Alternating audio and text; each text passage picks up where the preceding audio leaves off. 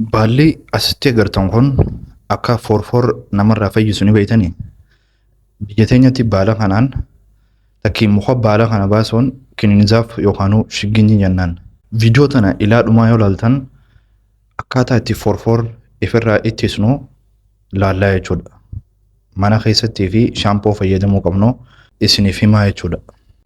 Saniifuu hanqaa dhuma sagantaa xiyyaatti na waliin turan afeerraa kiyyaa warreen chaanaala kanaaf haaraa taatan subscribe naa godhaan isiniin jaa chaanaala kiyya kana.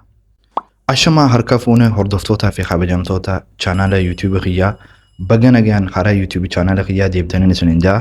Arraan tana gaafii namooti hedduun TikTok kiyya jalatti na gaafataniin isinii deebisuudhaaf dhufee jira.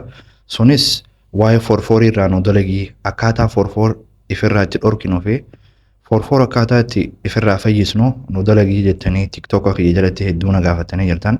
Saniifuu anis hordoftoota kiyya kanaaf arraan tanaa waa'ee forfor bal'inaan viidiyoo YouTubaa tana keessatti ilaallaa jechuudha. Akkaataa itti mana keessatti dawaatti qopheeffattan shaampoo yeroo forfor isinitti jiru fayyadamuu qabdanis bal'inaan isiniif himaa jechuudha.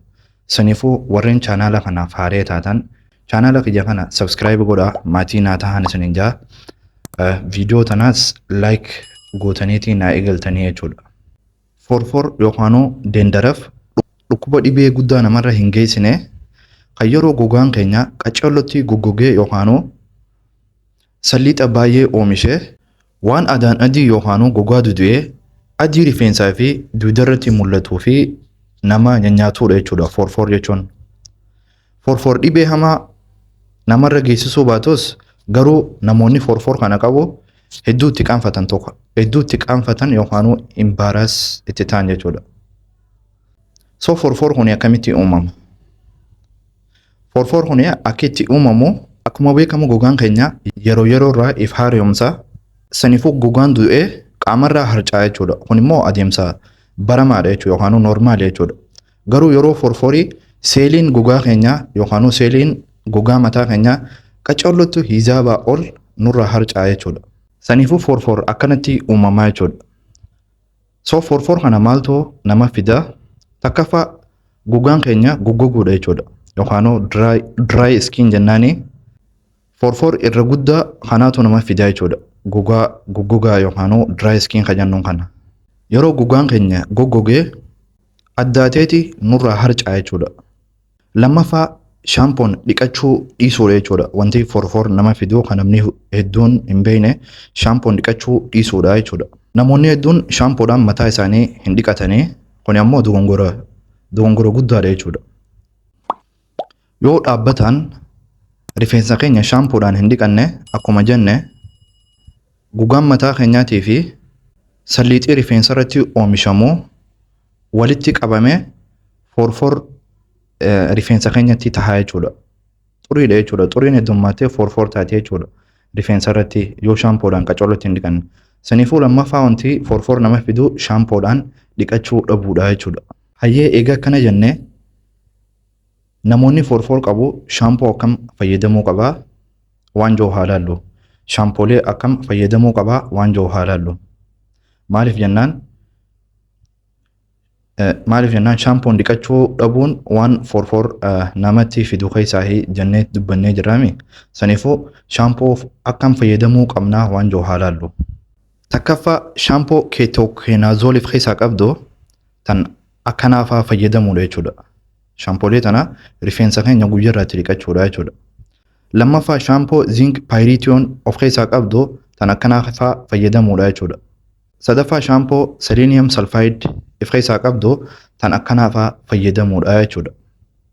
Saniifuu namni forfor qabu shaampoolee ingiridiyentii kana of keessaa qabu fayyadamuu qaba jechuudha forfor kana ifirraa dhorkuudhaaf. Hayyee amma yoo shaampoo tana hin qabaatin takkii shaampoo tanaa wajji waan mana keessatti qopheeffattanii itti fayyadamtanii forfor kana ifirraa itti ittistan haa ilaallu. Saniifuu takkaffaa coconut oilii fi loomiidha jechuudha. Wanti mana keessa qopheeffannee forfor itti ifirraa dhorkinu. Coconut oil hanqa isin ga'u fuudhaati waa keessatti naqadhaa. Eegasii cuunfaa loomii itti cuunfaadha jechuudha. Coconut oilii fi shaampoon coconut oilii fi hanqi xuuxoo walqixa tahuu qabaa jechuudha. Eegasii qaccallotti walitti laayixanii Eegasii gogaa mataa keessanii irra dibattanii daqiiqaa 20f irra tursiisanii ofirraa dhiqan jechuudha shaampoodhaan. Saniifuu takka afaan kana jechuudha coconut oil fi loomiidha jechuudha. Kan lammaffaa zayita uumamaa kan akka olive oil, coconut oil fi almond oil fayyadamuudha jechuudha akka gogaan mataa keenyaa hin goggoyneef. Kana fayyadamuudhaaf zayitoota armaan olii dubbanne keessaa kan qabdan fuudhaatii eegasii xiqqishoo oowwisaa eegasii eeguu uwwistan booda qabbaneeffadhaa rifeensa keessan hundaa'u dibadhaa rifeensa keessan takka osoo hin bisni gogaa rifeensa keessan irra dibattanii eegasii waatti martanii halkan itti bultanii ofirraa dhiqan jechuudha. Kan lammaffaa kanaa jechuudha. Kan sadaffaa immoo kiniinzaaf qixalii yookaanuu akka naannoo keenyaatti shigginyii jennaani baala muka kanaa kaasirratti argitan kana jechuudha. Kana fayyadamuu qabdanii jechuudha. Kana fayyadamuudhaaf baala kana fuudhaatii distii keessatti naqadhaa jechuudha. Distii san bishaan itti naqaa eegasii daqiiqaa 15f oowwistanii jechuudha baala kana.